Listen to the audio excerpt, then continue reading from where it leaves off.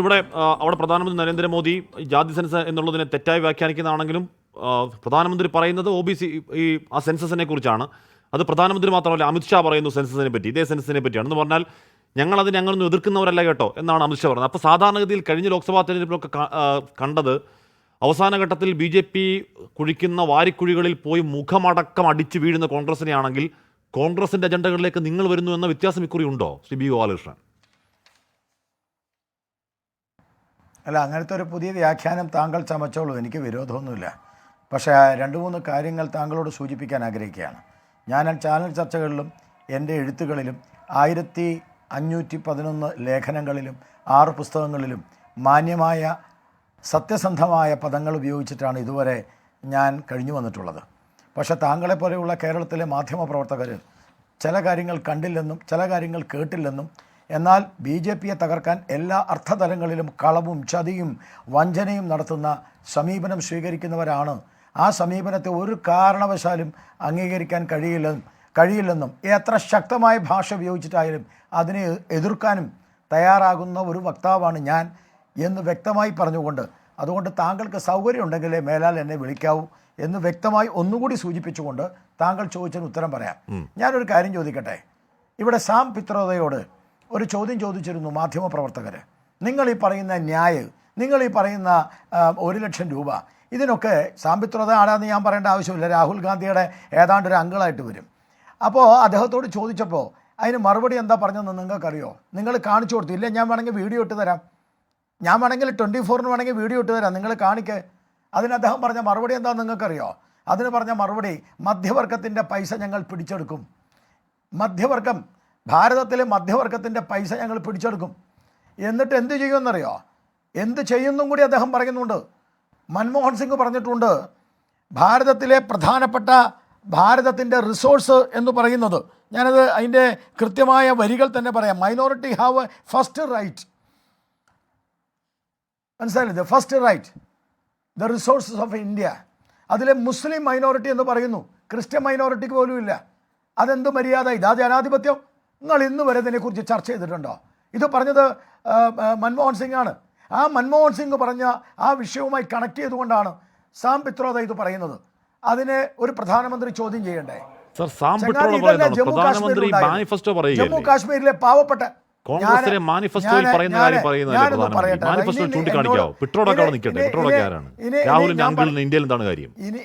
ഇനി ഞാൻ പറയുമ്പോൾ ഇടയിൽ ഇടപെടരുത്. അങ്ങനെയൊക്കെ ചില നിയമങ്ങളൊക്കെ ഉണ്ടല്ലോ, ഞാനൊന്ന് പറഞ്ഞോട്ടെ, അത് കഴിഞ്ഞ് നിങ്ങൾ ചോദിച്ചോ. ഈ കോൺഗ്രസിൻ്റെ പ്രകടന പത്രികയെക്കുറിച്ചുള്ള ചർച്ചയാണ് മാധ്യമപ്രവർത്തകർ ചോദിച്ചത്. പ്രകടന പത്രിക അവതരിപ്പിച്ച സമയത്ത് ഉള്ള ചർച്ചയിലാണ് ആ മറുപടി. ആ മറുപടിയുടെ വേറൊരു ഫലം ഞാൻ നിങ്ങളോട് പറയാം, ഒരു പാർശ്വഫലം പറയാം. ഇതേ സംഭവമല്ലേ? മംഗല്യസൂത്രം വലിച്ചെറിഞ്ഞില്ലേ, പൊട്ടിച്ചില്ലേ, സ്വത്ത് പിടിച്ചെടുത്തില്ലേ, ആളുകളെ ഓടിച്ചില്ലേ ജമ്മു കാശ്മീരിൽ? 1987 32% ഉണ്ടായിരുന്ന ഹിന്ദുക്കൾ ഇന്ന് 1% മിസ്റ്റർ ഹാഷ്മി. ബാക്കി 32% താലിബാനെ പൊട്ടിച്ച് വീട് കൊള്ള ചെയ്ത് ഞാൻ വീണ്ടും ചോദിക്കേണ്ടി വരും, നിങ്ങളെ ചർച്ച ചെയ്തിട്ടില്ല. ഉള്ളവനും ഇല്ലാത്തവരും തമ്മിലുള്ള അന്തരം അഗാധ ഗർത്തമായി ചരിത്രത്തിൽ ഇന്നേ വരെ ഇല്ലാത്ത വണ്ണം ആ ഗ്യാപ്പ് വൈഡൻ ചെയ്ത് നിൽക്കുന്ന സമയത്ത് ഇപ്പം നിങ്ങളുടെ ക്യാമ്പിലേക്ക് വന്ന നമ്മുടെ നിതീഷ് കുമാർ ഉണ്ടല്ലോ, നിതീഷ് കുമാറാണ് ഈ പറയുന്ന ബീഹാറിലെ കുറച്ചു ഭാഗം ആദ്യത്തെ ജാഥ നടത്തിയത്. ഞെട്ടിക്കുന്ന കണക്കാണ് പുറത്തു വന്നത്. ഇവിടുത്തെ ഉച്ചനീചിത്വങ്ങളുടെ അവസ്ഥ വളരെ ഭീകരമെന്ന ആ ഒരു സംസ്ഥാനത്തെ മാത്രം എന്ന് പറഞ്ഞാൽ താഴേക്കിടയിലുള്ളവൻ അങ്ങ് പടുകുഴിയിലാണ്. അവിടെ സെൻസസ് നടത്തുമെന്ന് പറഞ്ഞതിന് താങ്കൾ വ്യാഖ്യാനിച്ച് ഒട്ടച്ചാണ് വെച്ച് കയറിപ്പോന്ന് എങ്ങോട്ടാണ് ബി ഗോപാലകൃഷ്ണൻ? ഞാനൊന്ന് പറഞ്ഞോട്ടെ, നിങ്ങൾക്ക് എന്തും പറയാം, നിങ്ങൾക്ക് ഒരു ചർച്ചയിൽ ജയിക്കാനും അങ്ങയുടെ പാർട്ടിയെ പ്രതിരോധിക്കാനും അങ്ങേക്ക് പൂർണ്ണമായ അവകാശമുണ്ട്. പക്ഷെ അങ്ങ് സ്വയം ഒന്ന് ആലോചിക്കുക. താങ്കൾ പറയുന്നതിന്റെ പൊള്ളത്തരം താങ്കൾ സ്വയം ഒന്ന് ആലോചിക്കുക. നിങ്ങൾ എന്നെ പറയാൻ അനുവദിക്കാത്ത എന്താ? മിസ്റ്റർ, നിങ്ങളുമായിട്ട് ഈ ചർച്ചയിൽ നിന്ന് ഞാൻ ഇറങ്ങിപ്പോണ്ടി വരും. നിങ്ങൾ എന്നെ പറയാൻ അനുവദിക്കുക. ജമ്മു കാശ്മീരിൽ ഉണ്ടായ കാര്യം പറഞ്ഞാൽ നിങ്ങൾക്ക് വിഷമോ? ഇന്ത്യയിലെ ഇതര സംസ്ഥാനങ്ങളിൽ ഉണ്ടായ കാര്യം പറഞ്ഞാൽ നിങ്ങൾക്ക് വിഷമോ? ഇപ്പൊ അനിൽകുമാർ ഇരുന്നിട്ടോ 1.5 കിലോമീറ്റർ നീളത്തിലാണല്ലോ അദ്ദേഹം സംസാരിച്ചത്. ഇന്നലെ രാത്രിയിൽ 8 മണിയുടെ ചർച്ചയിൽ അനിൽകുമാറിനെ ഓടിച്ചതാണ് അവതാരിക. ഒരു ചെറിയ വാക്കിൻ്റെ അർത്ഥം അറിയാതെ, രാഹുൽ ഗാന്ധി പറഞ്ഞതിൻ്റെ അർത്ഥം എന്താണെന്ന് മനസ്സിലാവാതെ ഇവിടെ വന്നിരുന്ന് ജാട പറഞ്ഞതിന് അദ്ദേഹത്തെ ഓടിച്ചതാ.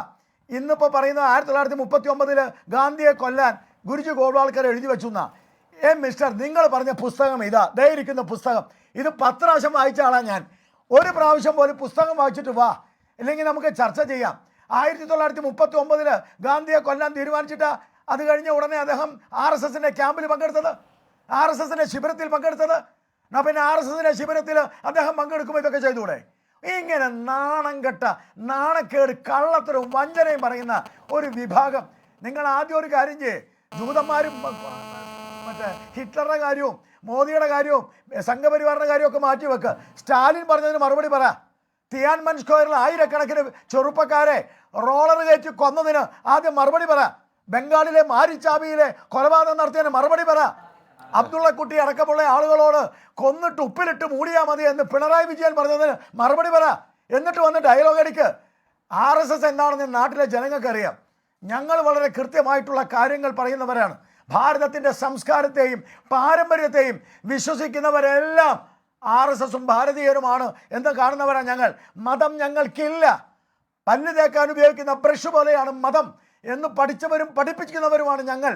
പല്ല് നിങ്ങൾക്ക് ഇഷ്ടമുള്ളവർക്ക് ഏത് ബ്രഷ് ഉപയോഗിച്ച് തേക്കാൻ പറ്റില്ല. അവനവന് സ്വന്തമായ ബ്രഷുണ്ട്.